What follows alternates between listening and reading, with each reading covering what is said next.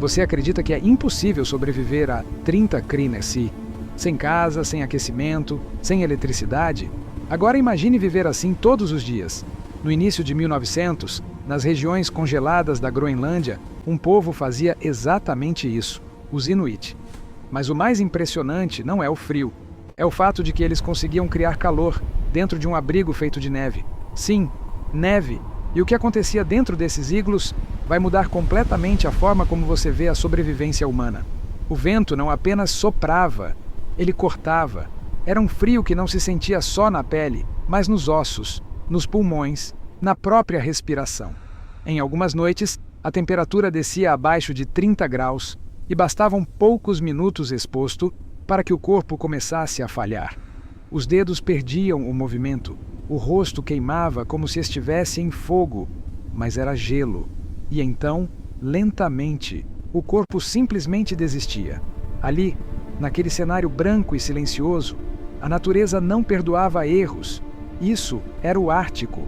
No início dos anos 1900, regiões como a Groenlândia eram praticamente intocadas pelo mundo moderno. Não havia cidades, não havia aquecimento, não havia energia elétrica, só gelo, vento e um frio capaz de matar. E mesmo assim, alguém vivia ali. Os Inuit. Enquanto a maioria das pessoas mal sobreviveria uma noite, eles construíam vidas inteiras naquele ambiente. Caçavam, dormiam, criavam seus filhos. Mas a pergunta que ninguém consegue ignorar é: como? Como um ser humano consegue sobreviver onde tudo parece feito para matá-lo? A resposta não está em força, nem em resistência física. Está em algo muito mais preciso, mais silencioso e muito mais inteligente. Porque no meio daquele deserto congelado, existia um abrigo, pequeno, simples e aparentemente frágil, feito de neve, um iglu. À primeira vista, parece impossível acreditar que algo assim poderia proteger alguém. Neve contra o frio? Não faz sentido. Mas era exatamente ali, dentro daquela estrutura branca, que a diferença entre a vida e a morte acontecia. Do lado de fora, o vento rugia. Do lado de dentro, havia silêncio. Do lado de fora, o corpo congelava. Do lado de dentro, o calor começava a existir. E não era um calor confortável como conhecemos hoje, mas era o suficiente. Suficiente para sobreviver, suficiente para descansar, suficiente para continuar vivendo mais um dia. E talvez o mais impressionante de tudo é que aquilo não era sorte, não era improviso, era conhecimento. Cada bloco de neve tinha um propósito. Cada detalhe da estrutura era pensado. Nada ali era aleatório. Enquanto o mundo moderno ainda tentava entender como dominar ambientes extremos, eles já faziam isso há gerações. Sem tecnologia, sem máquinas, sem energia. Apenas com observação, experiência e adaptação. Mas o iglu era só o começo da história. Porque sobreviver ao frio era apenas uma parte do desafio. O que acontecia lá dentro, e principalmente fora dele, é o que realmente revela como esse povo conseguiu fazer o impossível. À primeira vista, aquilo não deveria funcionar. Um abrigo feito de neve, no lugar mais frio do planeta. Para qualquer pessoa de fora, parecia um erro fatal. Mas não era. Porque o iglu não era apenas uma casa improvisada, era uma solução precisa, testada, refinada ao longo de gerações pelos Inuit. E tudo começava na escolha do material. Não era qualquer neve. A neve precisava estar compactada pelo vento, firme o suficiente para ser cortada em blocos. Blocos que eram retirados com uma faca especial, moldados com cuidado e encaixados em espiral. Sim, em espiral. Não havia teto separado. Cada bloco sustentava o outro, formando uma cúpula perfeita. Uma estrutura que distribuía o peso e resistia à pressão do vento. Sem pregos, sem madeira, sem qualquer tipo de suporte externo. Apenas neve e conhecimento. Mas o verdadeiro segredo não estava na forma, estava no que ninguém vê. Dentro da neve existem pequenas bolsas de ar. E o ar é um excelente isolante térmico. Isso significa que o iglu não impede o frio de entrar. Ele impede o calor de sair. E esse detalhe muda tudo. O calor do próprio corpo humano, somado a uma pequena chama, já era suficiente para elevar a temperatura interna. Lá fora, 30 graus. Lá dentro, próximo de zero. Pode não parecer quente, mas naquela realidade era a diferença entre viver e morrer. E ainda havia mais. A entrada do iglu nunca ficava no mesmo nível do interior. Ela era construída mais baixa, como um pequeno túnel. O ar frio, mais pesado, ficava preso ali embaixo, enquanto o ar mais quente permanecia na área principal, onde as pessoas ficavam. Era simples, mas extremamente eficiente. Nada ali era por acaso. Até a respiração era considerada. Com o tempo, o calor interno fazia com que a parte interna da neve derretesse levemente e depois congelasse novamente, formando uma camada lisa, quase como uma parede de gelo. Isso ajudava a reforçar ainda mais a estrutura. Era um abrigo vivo, que se ajustava ao ambiente. E talvez o mais impressionante é que um iglu podia ser construído em poucas horas, em meio ao vento, no meio de uma jornada, quando parar significava sobreviver. Mas entender o iglu ainda não é entender a vida, porque o abrigo protegia, mas não sustentava. A verdadeira rotina, o verdadeiro risco, começava quando alguém saía dali. E é dentro desse contraste, entre o silêncio do interior e o perigo do exterior, que a vida dos Inuit realmente se revela. Do lado de fora, o vento nunca parava, mas ao atravessar a pequena entrada do iglu, tudo mudava. O som desaparecia, o frio extremo já não atacava da mesma forma, e o mundo ficava menor. Lá dentro, o espaço era limitado, baixo, curvo, fechado, mas era suficiente. O chão não era de gelo exposto. Era cuidadosamente coberto com peles de animais, macias, espessas, essenciais para isolar o corpo do frio que vinha de baixo. Ali, cada centímetro importava. Cada detalhe era pensado para conservar calor. As pessoas não se movimentavam muito. Não havia desperdício de energia. Sentavam próximas umas das outras, compartilhando o pouco calor que produziam. E no centro daquele ambiente havia uma chama, pequena, controlada, mas vital. Era uma lâmpada alimentada por gordura de foca. Ela não servia apenas para iluminar. Ela era o coração do iglu. Produzia calor suficiente para elevar a temperatura interna, derreter levemente a superfície da neve e criar uma camada interna mais rígida, mais resistente. A luz era suave, amarelada, refletia nas paredes brancas, criando um brilho difuso, quase silencioso. Não havia eletricidade, não havia barulho, só o som da respiração. E às vezes, o crepitar baixo da chama. As roupas que vestiam também faziam parte daquele sistema. Não eram apenas proteção, eram engenharia. Camadas de pele de animais, costuradas com precisão, criavam isolamento contra o frio extremo. Capuzes, luvas, botas, tudo ajustado ao corpo. Nada ali era estética, era sobrevivência. E então havia a comida, sem fogões modernos, sem utensílios sofisticados. Muitas vezes, a carne era consumida crua, peixe, foca, outros animais do Ártico, não por escolha, mas por necessidade. O cozimento completo exigia combustível, e combustível era escasso. Além disso, alimentos crus preservavam nutrientes essenciais, especialmente em um ambiente onde plantas praticamente não existiam. Tudo fazia sentido, tudo era adaptação. Mas talvez o mais impressionante não era o que eles faziam, era como faziam, sem pressa, sem desespero, sem luta contra o ambiente. Havia um ritmo, uma aceitação silenciosa da realidade ao redor. O iglu não era apenas um abrigo, era um espaço de equilíbrio, um ponto de pausa, em meio a um mundo que não perdoava erros. Mas esse equilíbrio era frágil, porque tudo aquilo dependia de algo que não existia lá dentro, alimento. E para consegui-lo, era preciso sair, voltar para o frio, para o vento, para o risco. E é nesse momento, fora do iglu, que a sobrevivência realmente começa. Dentro do iglu havia abrigo, mas lá fora havia realidade. E a realidade não esperava.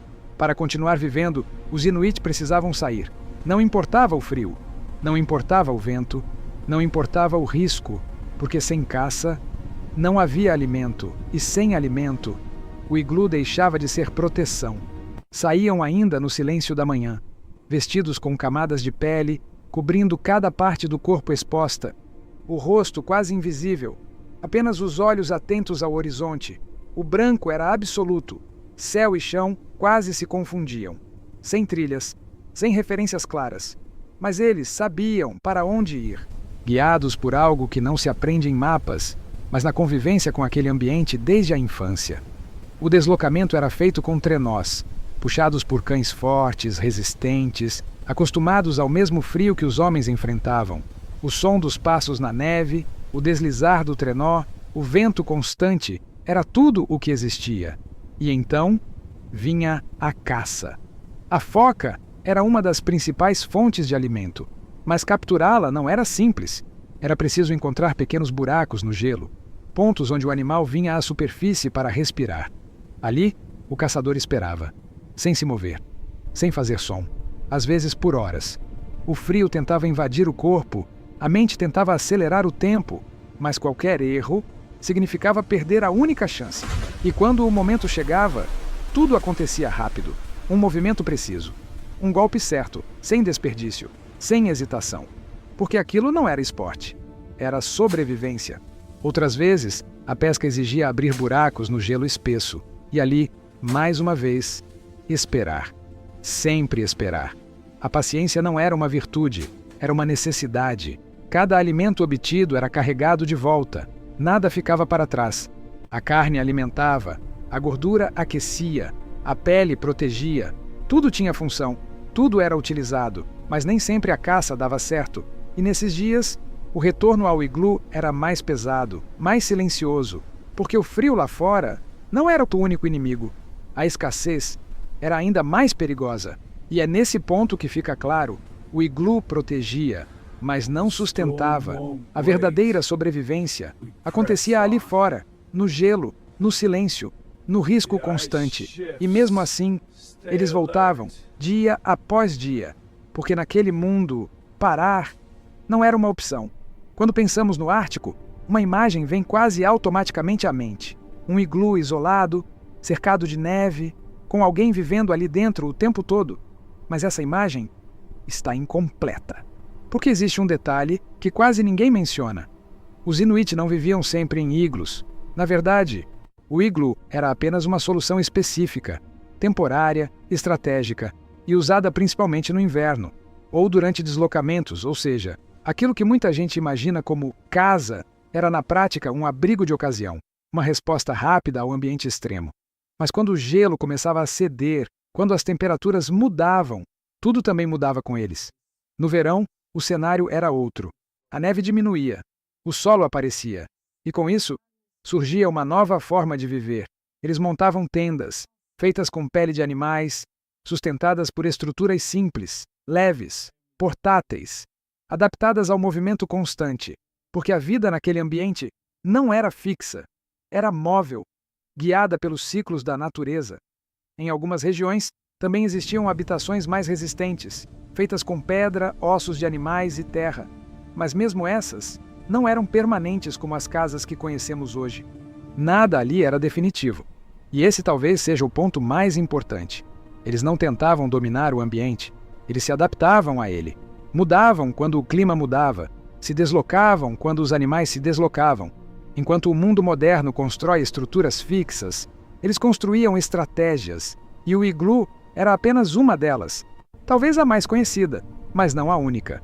E entender isso muda completamente a forma como vemos essa cultura, porque deixa de ser uma história sobre pessoas vivendo no gelo e passa a ser uma história sobre inteligência, sobre leitura do ambiente, sobre saber quando ficar e quando partir.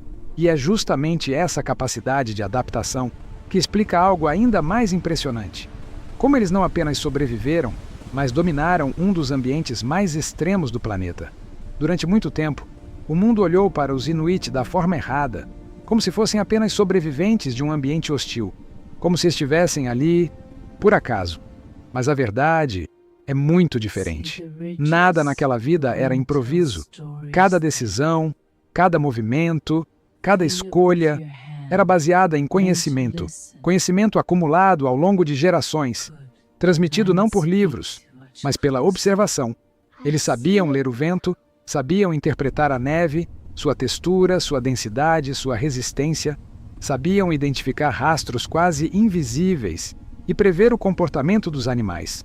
Sabiam quando o gelo era seguro e quando ele poderia ceder e errar não era uma opção, porque ali um erro pequeno podia significar o fim. Enquanto o mundo moderno depende de tecnologia para entender o ambiente, eles eram a própria tecnologia. Não havia instrumentos, não havia mapas detalhados, mas havia memória, experiência e atenção.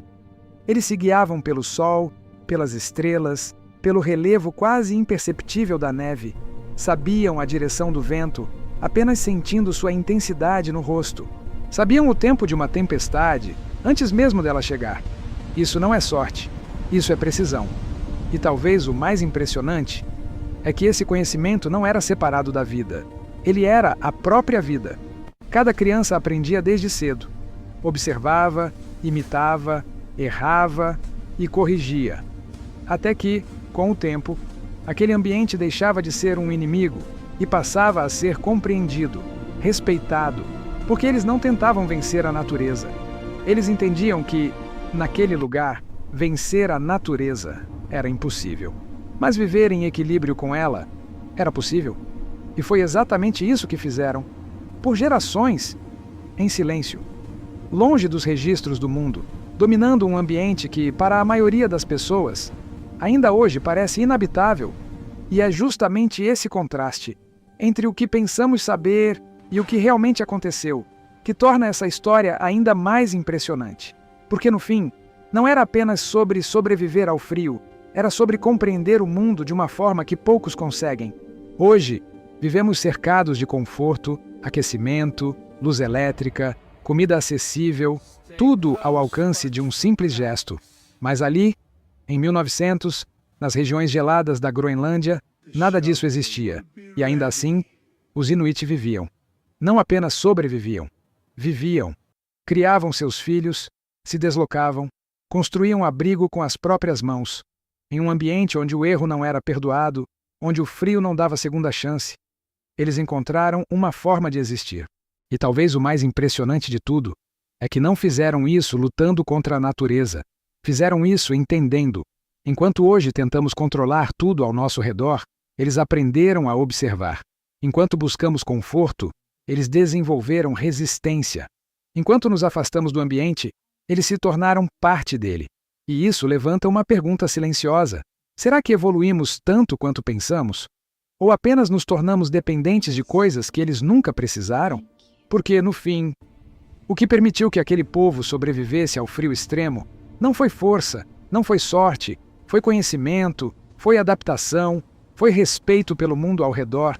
E talvez seja exatamente isso que mais falta hoje.